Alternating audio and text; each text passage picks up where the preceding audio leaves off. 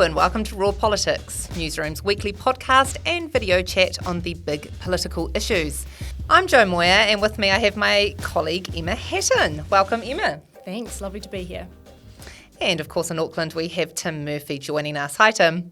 Kia ora. This week we're going to chat about the rolling maul of law and order announcements by the government, and then, just to shake it up a little, we're going to ponder who might be the next Labour or National Party leader. And to wrap up, of course, we will have some recommendations.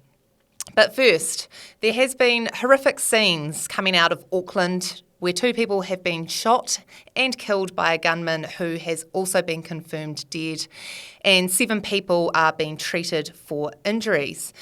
Earlier on Thursday, Chris Hipkins made the call to can a planned trip to Hamilton. When news broke of the shooting, he was at Wellington Airport at the time. He returned to the Beehive for a briefing and addressed media shortly after. Tim, you're up in Auckland. Talk us through what it has been like, what downtown Auckland has been like, and how everyone is feeling, and what is a very shocking situation. Well, it's a stunning kind of effect on a city, particularly at rush hour, particularly in the heart of the city. There are multiple times where there are shootings in Auckland and even double murders. But this one, of course, with so many people injured as well in a siege kind of situation and involving a lot of police having to put themselves at risk, just elevated it to a point of shock. But relief, ultimately, that a lot of people's lives were probably saved by those actions.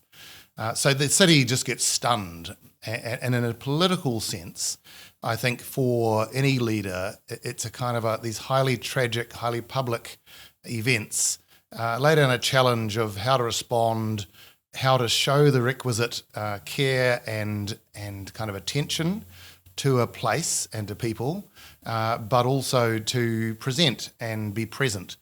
And I think we've seen today from the Prime Minister and from parliamentarians when Parliament opened, and from the Leader of the Opposition and their spokesperson, just a very sombre, reasonable and kind of well thought through approach to recognising a place and a people who are just very taken aback. Yeah, and I mean, for this to happen on the same day, of course, that the FIFA World Cup is kicking off in Auckland, all eyes on New Zealand at the moment. We're very much on the world stage. We had Grant Robertson, the Sports Minister, turn up at that press conference with the Prime Minister. Emma, just talk us through, what's your feelings, I guess, about how sort of devastating that must be for the Prime Minister and for the Sports Minister, and just in general, sports fans who are looking forward to going out and sort of celebrating the start of this tournament, and then all of a sudden you have this awful tragedy. Yeah, so obviously this was supposed to be a very positive and a day of celebration for the opening of the FIFA World Cup, and the Prime Minister was going to be at the opening game. He was headed to Hamilton to make an announcement and then go on to that. There was a lot of good news, and that has obviously been squashed with this tragic incident that's happened. As far as the optics go, like you say, the eyes of the world are on New Zealand because there is so much international press here for that as well. And I think, like Tim mentioned as well, the way that the politicians have initially handled that and the message they've put out is very responsible and very measured. And I think that that's wonderful that is how the world stage has received how New Zealand has handled that. As far as the actual tournament goes, our understanding is that the games all go as usual, but there will be increased police presence on the site and just for public peace of mind and things like that as well. But as far as what was going to be a really wonderful time kicking off the start of the tournament here, it really has been dampened. And obviously attention has had to turn to responding to this event, and the political narrative and the attentions of the Prime Minister and the Sports Minister have had to focus on this instead. That political narrative seems to be sort of very much paused, as you referenced earlier, Tim. Those questions are going to come, though, and we have heard information about the fact that the gunman was, had an ankle bracelet, allegedly, did have an exemption in order to be able to go to the workplace, obviously had access to a firearm despite having no gun licence. I mean, these are all very hot potato issues for any government. Factor in the fact that, we're 3 months out from an election and, parties are very much in campaign mode. Is there a risk here that this is just going to turn into a massive political football? There are two ways of looking at it. One is that this is very different crime and a very different type of threat to the public and the community than so much else of what's being debated normally. And those things are street crime, disorder, robberies, burglaries, violence that you are at risk of from gangs and so on. None of this applies in this instance. But you're right, Joe, there are very valid issues in crime and justice that this raises as well. Many people hearing on the news that this guy had an ankle bracelet but had an exemption to go to work won't even realise that occurs. That's probably more common than anyone knows, that you're on home detention, but it's actually home and work detention. So that kind of opens the public's eyes, and so they keep asking questions. The politicians, I think, on Thursday were basically holding themselves back. They knew there are issues there. David Seymour in Parliament just outlined them, one being home detention, two being mental health issues possibly, and the third being the access to firearms. So he sort of said, here are the issues for another day. And others said, we will have questions about this for another day. Chris Luxon kind of couldn't stop saying for another day. But that's just part of a respect for the moment and for the feelings of people. I think these issues will be raked over now. And the difficulties for the incumbent government, whomever it is that you have to start explaining how someone on home detention is going off to work, is somehow finding a gun, and so on. And these things aren't things you want to be explaining now. Law and order has been a theme for the government this week at Parliament. There's been 3 days' worth of announcements. On Monday, we had Prime Minister Chris Hipkins announce that aggravating factors in sentencing for youth would be around posting online or live streaming any sort of ram raids. And there would also be an aggravating factor at sentencing for adults who paid or used kids to commit crimes. Unfortunately for Prime Minister Chris Hipkins, he initially actually got that wrong when he announced it. He described that the aggravating factor for adults would be an offence, had to do a bit of a backtrack, and then on Tuesday rolled out again, this time with the Minister for Children, Calvin Davis. They announced that there would be 2 new youth justice facilities for the worst young offenders. And that press conference didn't go particularly well. We'll have a bit of a chat about that. And then on Wednesday, the Justice Minister, Kitty Allen, came out with the Prime Minister. They announced that they were going to deal with the youngest offenders in the youth court. Of course, at the moment, they go through the family court, which doesn't have those sorts of things like monitoring, curfews, the ability to put restrictions and powers around parents and the responsibility they have in this particular area. And of course, there was going to be a new offence for ram raiders, which the police had been asking for. Now, all of this is requiring legislation and quite a bit of work, so we're not going to see any of it actually come into force before the election, which is interesting. This is a government announcement, though. It's not a Labour campaign announcement. And one thing that struck me about it in particular was that there was a lot of detail missing in a lot of it up until probably the third day with Kitty Allen. And you just can't have the meat missing from the bone when it comes to these sorts of announcements, especially when Chris Hipkins and the government has been so under pressure in this law and order space. You really need to have everything sewed up. And, there were some pretty searching questions and some complicated questions from the press gallery in those press conferences. And particularly on Tuesday for Calvin Davis and Chris Hipkins, they just did not have the answers. So interesting week responding to the opposition who's really dominated the space so far. Emma, you're particularly across the sort of justice space for Newsroom. How have you found the way that this has been sort of rolled out? Is it too little, too late, or has Chris Hipkins kind of struck the right note with all of this, do you think?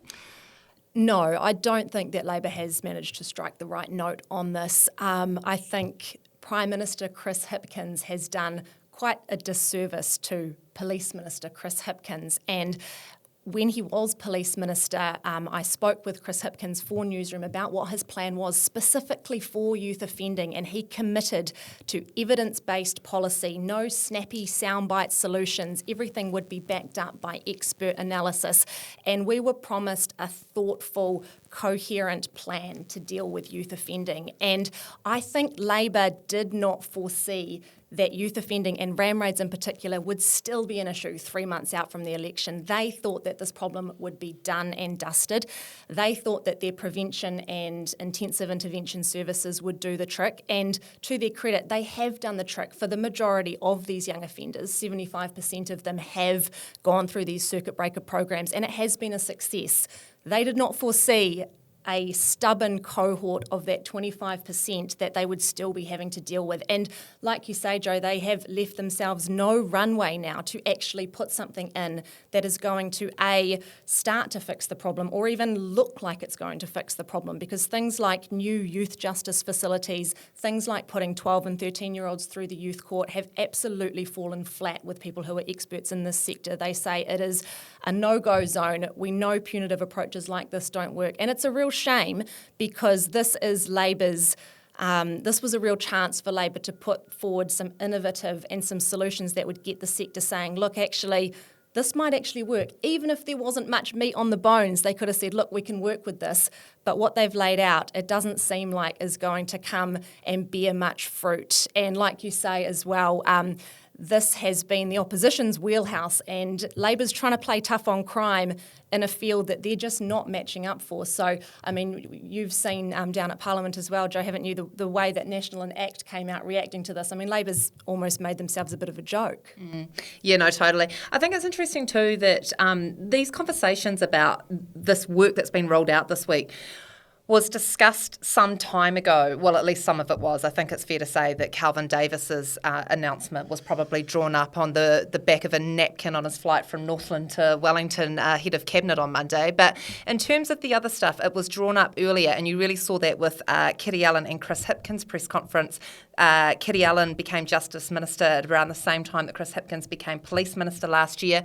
They've obviously been identifying, and they talked at length actually on Wednesday about how they'd found this sort of cohort that was prolific, that was the real problem area.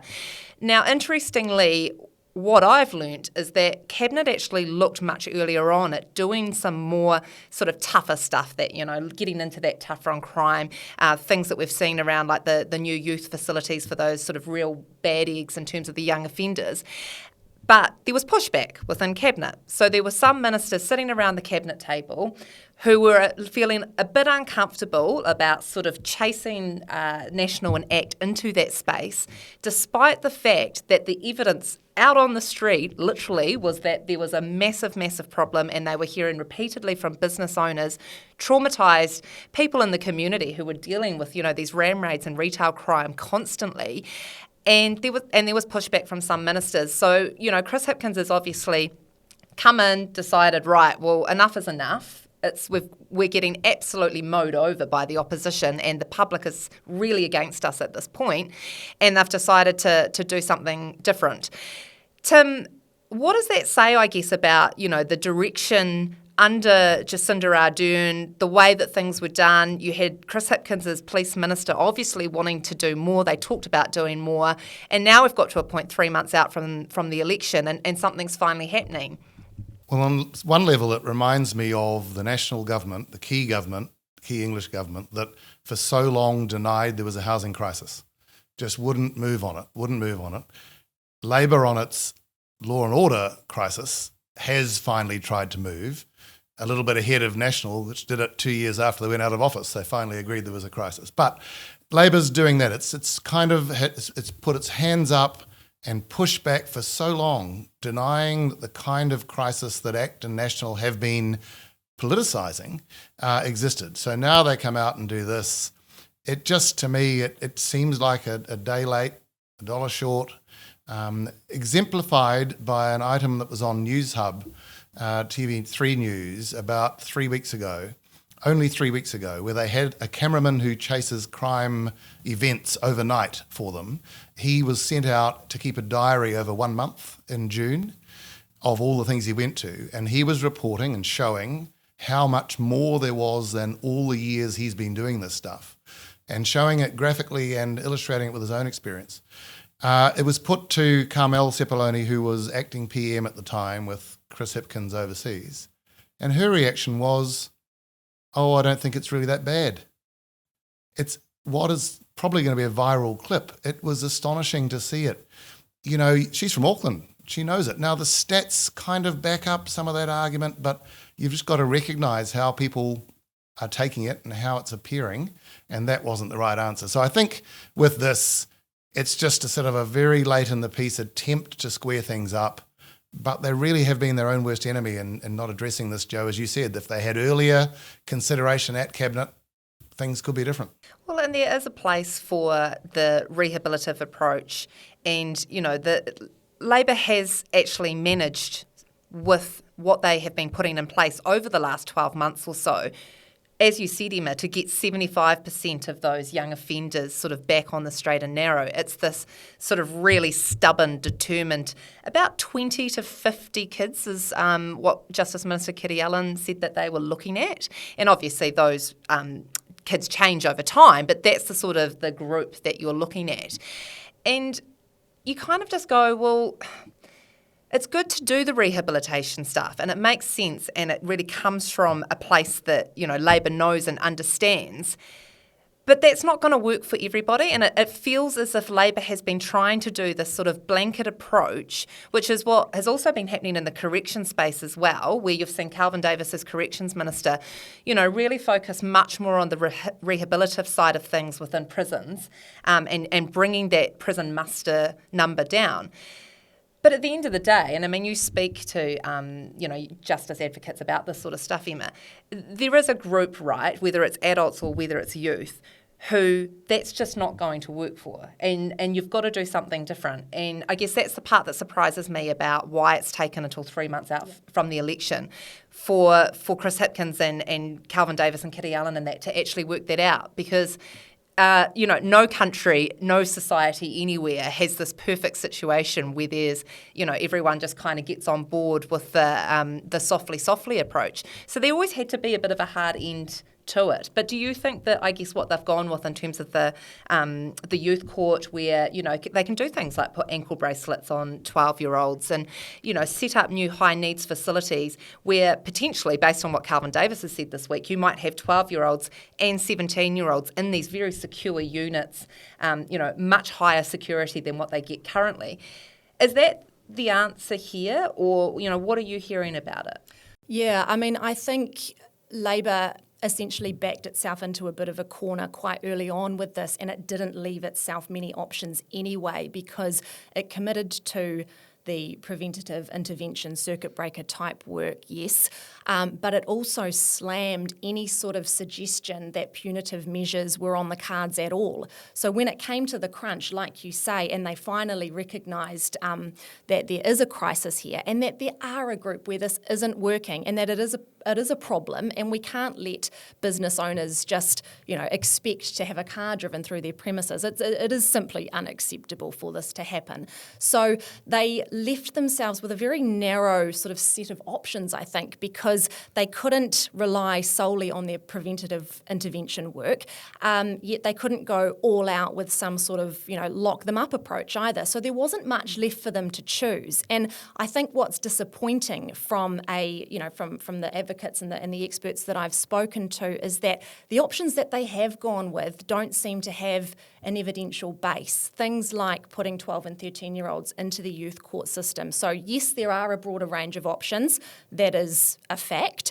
But whether those options work, we don't know. Similarly with the addition of the new high needs unit for those more, harsher offenders, if you will, and they're probably older as well. It's that 17-year-old cohort that they're having problems with.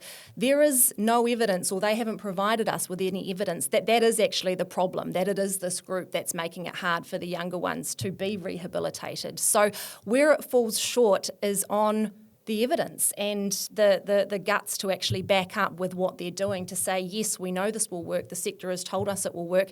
The sector's saying it's not going to work.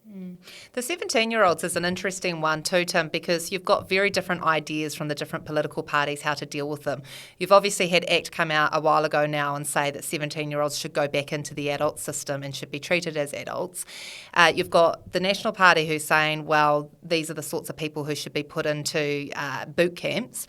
And now you've got Labor saying, well, yes, they are a problem. We don't want to do either of those things because the evidence is terrible on both. So we're going to create these sort of mini youth prisons to put them into. So it's for those voters who are looking at this as a particularly big issue during this campaign, three very different ideas going on there.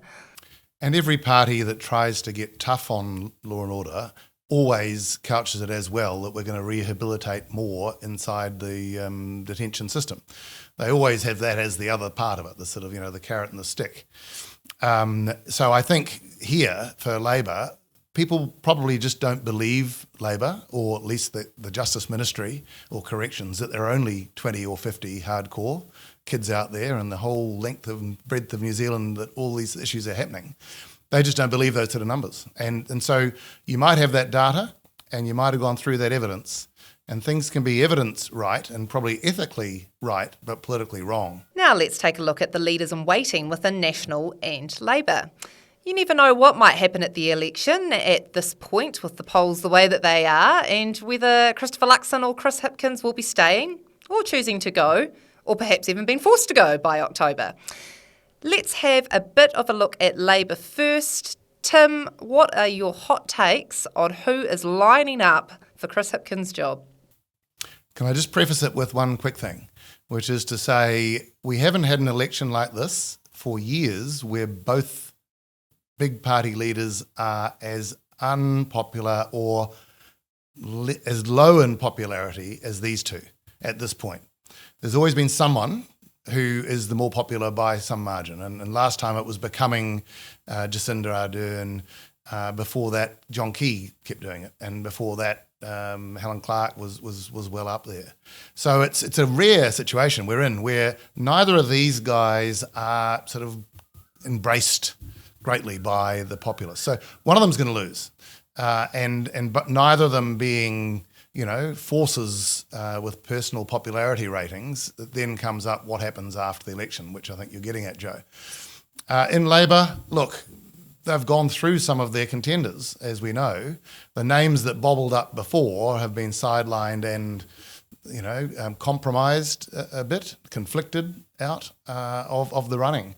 So it's harder to think, and especially with Grant Robertson very likely shuffling off, after if they lose, shuffling off. You get a very thin tier, don't you then? I don't know that Hipkins actually would go. I think he's so new to the leadership that he might think that he can turn this around in one term if they were to lose. So I'm not picking necessarily a change in Labor. What about your take? Oh, you're 100% right. I mean, the ones that were lining up have managed to spectacularly blow themselves up in sort of the very short time that Chris Hipkins has been Prime Minister. If you were really thinking about it, you'd almost be like, wow, has he taken out the competition? But, look, you had Michael Wood was the obvious, going to run against Chris Hipkins, and if you believe what was said at the time, he sort of stepped aside and said, you do it and we'll see what happens next time round. Some people haven't ruled out Michael Wood coming back as a leader at some point. I wouldn't think that it would be in the next year or two, though, if that was a situation that arose. Kitty Allen was another one that was tipped around the time that Chris Hipkins became Prime Minister. I'm not necessarily convinced that she is ready for that sort of a role yet, and I think how things have transpired over the last sort of few weeks probably points to that as well in terms of the pressure in the job. I think probably one of the more interesting ones to take a look at is actually Kieran McAnulty. He's got that sort of rural, straight talker, says it how it is, well liked across Parliament sort of a vibe. The thing that people kind of find relatable with Chris Hipkins is that he sort of answers questions directly. and, gives the information that's needed, but also doesn't waffle on with a whole bunch of unnecessary information. And I think Kieran McAnulty's kind of framing himself up as that sort of a communicator as well. So, beyond that, though, I guess, well, actually, you've got to talk about Carmel Sepuloni too, right? I mean, she is the deputy at the moment. So that's a possible contender. But, in terms of, I guess, other senior MPs who may or may not stick around in Labour, again, this is all based on whatever happens at the election. The likes of Megan Woods, David Parker, they've been around a while, haven't they? They've certainly been around a while. Whether it's appetising for the public to have somebody like that step in as a leader is another question, though. Yes, they could probably hack it and they'd do a decent job, but are they likeable? Do they have that engagement? Do they bring that fire to a new leadership that would be needed? I'm not sure that they do.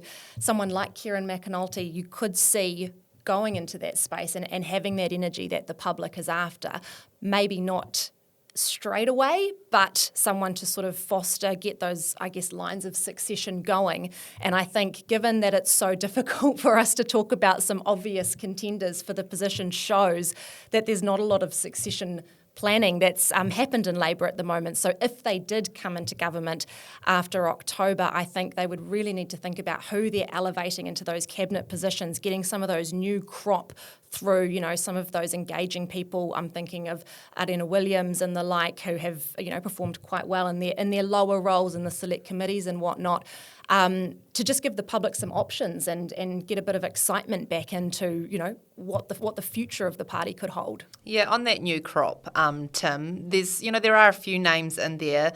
You've just mentioned one there, Emma, Camilla Bellich. There's a few around. Who sort of jumps out at you in terms of that, the 2020 intake? Well, Arena Williams is certainly right up there, I think. But so early, Joe, one term. I think Barbara Edmonds and Mana, these are people who have obviously got some good calibre and some great instinct. But it's very early. Having said that, it was very early for Chris Luxon after 1 year. Was it 1 year, even a whole year in the House before he took over? From different backgrounds, sure, but it can happen in need. That can happen. But look, I think what you're saying is right. It's kind of thin beneath the tier that they've worked through now already. The immediate kind of territory is bare. McAnulty, yes, he's had a good public profile, so maybe if you're going into opposition, maybe you need that kind of spirit. Maybe that's the way you go. You mentioned Christopher Luxon there, which is a good segue. Judith Collins 2.0? Well, no. I've just got to say with Chris Luxon that I've been taken aback from, in recent weeks and months, the constancy of commentary I come across from people who are National Party people or national leaning or ACT leaning voters who always say the government's got to go, which is understandable from their point of view, but then sort of put this caveat on it that we're not sure about Luxon. And we all know it's there, he knows it's there, but I'm worried I would be worried if I was in their camp, in his team, that it's actually set in to a level that they can't really expect to shake too easily.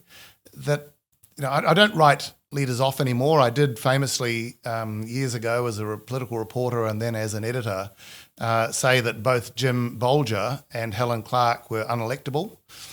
Both won 3 elections. So I put aside my skill and talent picking for leadership in part. But with Luxon, it's very interesting to me that it hasn't taken, it's not about, they can say it all they like that people don't know him. People know him. They know him now 2 years. They're knowing him. They're seeing him. But there's something about it. One national aligned person the other day said to me, he's the Bill Rowling of the National Party.